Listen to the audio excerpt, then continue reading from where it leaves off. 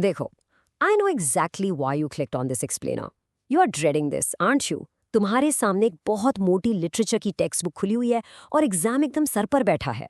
दिमाग में constant tension चल रही है कि रविंद्रनाथ टैगोर की इतनी हैवी डेंस पोइट्री आखिर कैसे समझ आएगी। पूरा दिमाग ब्लैंक हो चुका है। Relax, take a deep breath, chill मारो। आज तुम्हारा ये बड़ा भाई इस पूरे कॉम्प्लिकेटेड पोएम को ऐसे डिकोड करने वाला है ना कि तुम इसको भूल ही नहीं पाओगे। हम इस चैप्टर अभिसारा द ट्रिस्ट को एक प्रॉपर स्टोरी की तरह समझेंगे। तो वो बोरिंग किताब बंद करो और मेरी बात ध्यान से सुनो। आज के इस ब्रेकडाउन में हम एक बहुत ही सॉलिड रोड मैप फॉलो करेंगे। First, a quick ISC literature reality check. फिर we will meet our main characters Tagore and Upagupta. उसके बाद we dive straight into the drama with the midnight rejection, the ultimate downfall और finally the perfect timing. End में, I'll give you direct takeaways for your exams. Let's go! Alright, moving to Section 1, ISC Literature Reality Check. Let's be real for a second here. पुरानी English poetry देखकर literally डर लगता है। The words just don't make sense. ऐसा लगता है किसी alien language में लिखा है, right? Honestly बताना, किस-किस के साथ exactly ऐसा हुआ है? तुम लोग डायरेक्टली एग्जाम से एक रात पहले आधी नींद में इस पोएम का रट्टा मारने की कोशिश कर रहे हो ना, without even understanding the actual background story. हाँ, मुझे पता था, it's a classic student trap. लेकिन आज हम बिल्कुल रट्टा नहीं मारेंगे। हम इस पूरे चैप्टर को एक मूवी की तरह विजुअलाइज करेंगे, एकदम विविड डिटेल्स के साथ। Okay, section 2, meet Tagore and Upagupta. किसी भी ड्रामेटिक मूवी को समझने से पहले उसके मेन कैरेक्टर्स का बैकग्राउंड जानना बहुत जरूरी होता है, right? Let's open the history books for just a minute. एक सच बताऊं, तुम जिस राइटर की पोएम पढ़ रहे हो ना, he is an absolute legend. 1913 ये वो साल था जब Rabindranath Tagore became the first non European to win the Nobel prize for literature. उनकी क्रेडिबिलिटी इज अनमैच्ड, मतलब लेवल ही अलग है। उन्होंने ये ब्यूटीफुल स्टोरी ओरिजिनली बंगाली में लिखी थी 1899 में and then translated it to English for a collection called fruit gathering in 1916। तो जब तुम उनके वर्ड्स पढ़ते हो, remember you are reading pure unfiltered genius.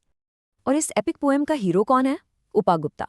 ये एक बुद्धिस्ट मंक थे, बहुत पहले, अराउंड 300 BC, जिनको द ग्रेट एम्परर अशोका भी बहुत रिस्पेक्ट करते थे।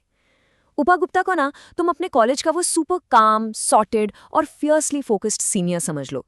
वो इंसान जो कभी पैनिक नहीं करता, चाहे कितनी भी बड़ी प्रॉब्लम क्यों ना आ जाए। He has immense patience.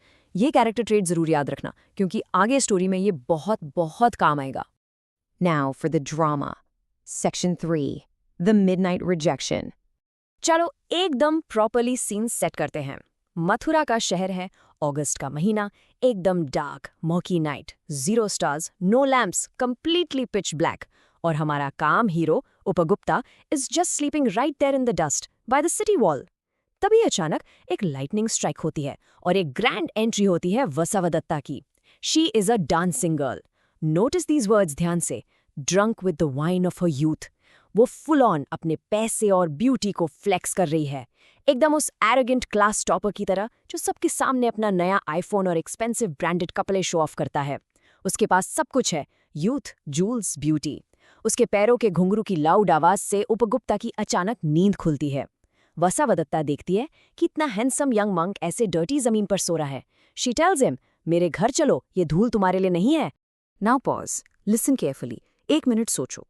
अगर कोई इतना एरोगेंट और रिच पर्सन जो प्रैक्टिकली अपनी दौलत और लुक्स पर घमंड करता हो, तुम्हें ऐसे पिटी करके, थोड़ा नीच दिखाकर अपने लग्जूरियस घर बुलाए, तो तुम क्या करोगे? Drop your honest reactions in the comments right now. पिघल जाओगे या उनको उनका एटीट्यूड वापस दिखाओगे?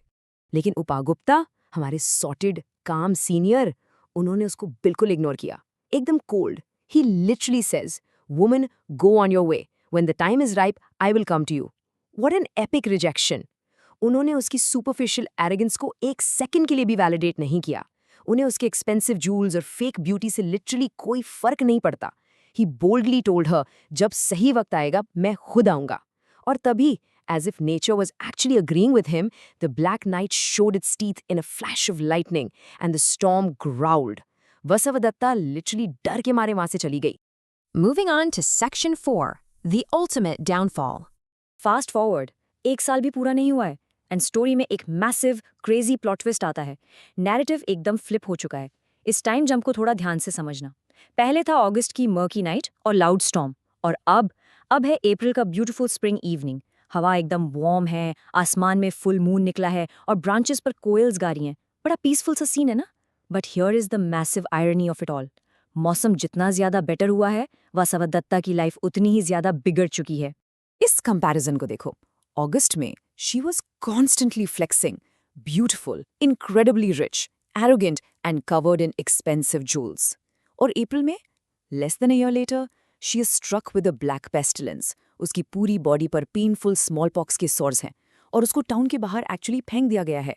ये बिल्कुल वैसा है जैसे एक ओवर कॉन्फिडेंट स्टूडेंट जिसके अचानक से एग्जाम्स में मैसिव बैकलॉग्स आ जाएं और उसके पास एक भी दोस्त ना बचे। Absolute rock bottom.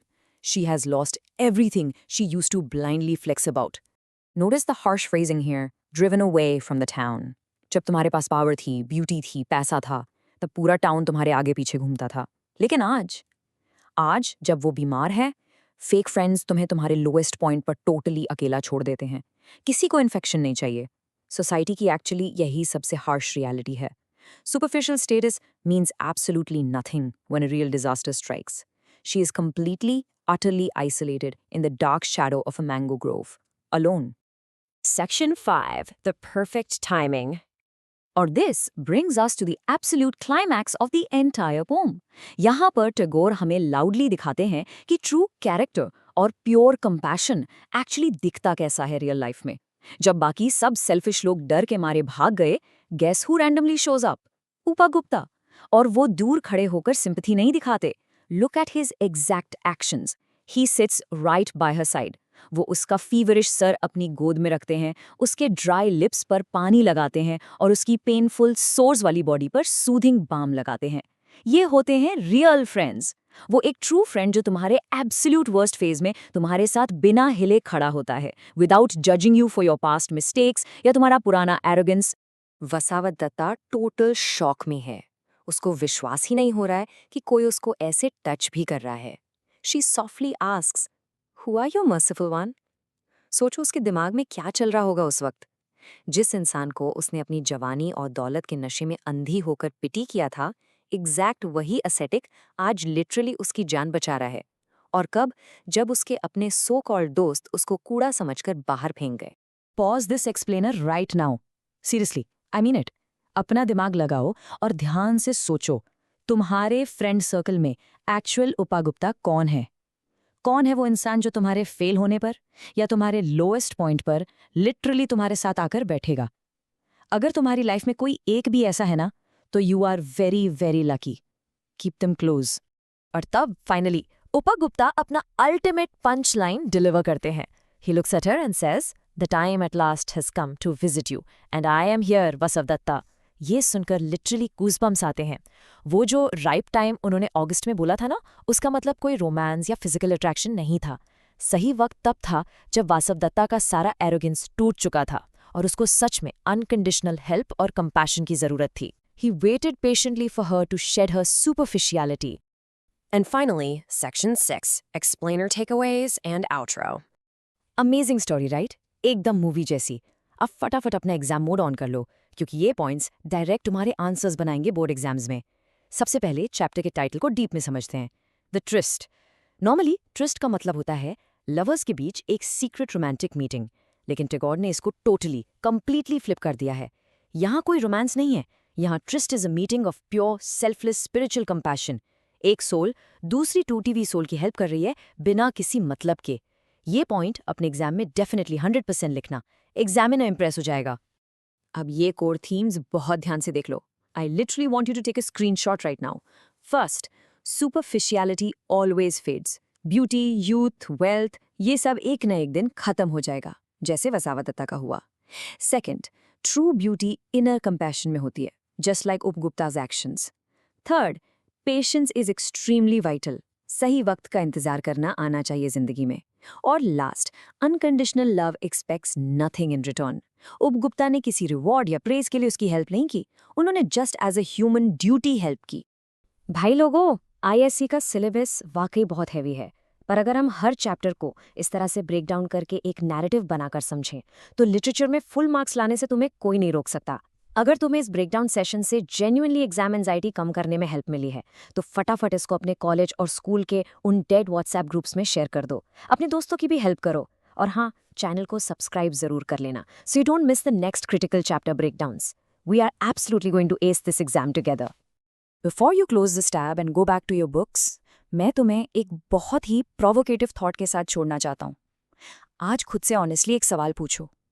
Are you endlessly chasing temporary jewels like वसीदत्ता जो एक छोटी सी प्रॉब्लम आते ही खत्म हो जाएंगे, या तुम डेली अपने अंदर उपगुप्ता जैसा स्ट्रॉन्ग परमानेंट कैरेक्टर और डीप कंपैशन बिल्ड कर रहे हो?